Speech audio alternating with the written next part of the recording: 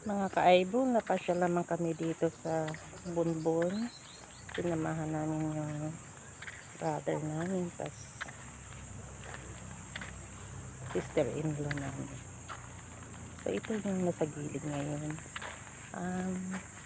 Low tide pa. Maya-maya lang ito.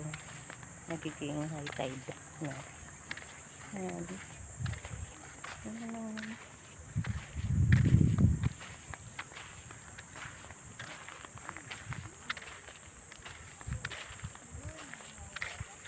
Bunbon Beach. So, maganda kung maaga pa maglakad-lakad.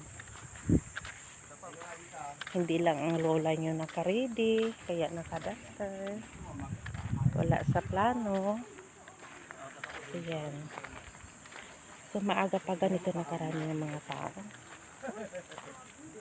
Gusto talaga nila makasagap ng sea breeze. So, ganito dito yung mga buhangin. Ayan. So, tanaw na tanaw yung tablas. Ayan. May boat pa, oh. So, pre-preserve talaga yung nature nila dito. Sa hindi pa nakararating. Ito yung Bunbon Beach. Papunta pa yan dito, doon, sa unahan, Paliko. Ano ba sila?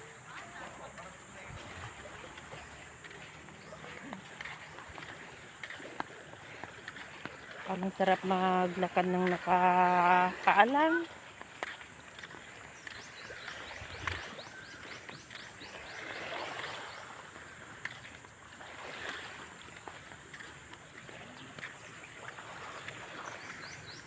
Ito dito yung buhangin.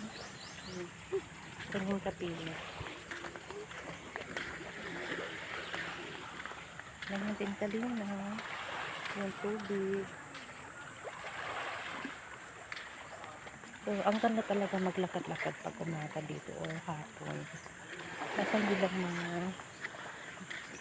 masakit pa yung sikat ng araw o hindi pa maaraw.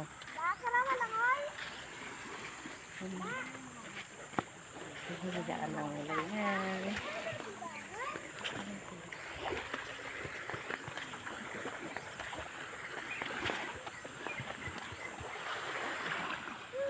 Okay, thank you for watching.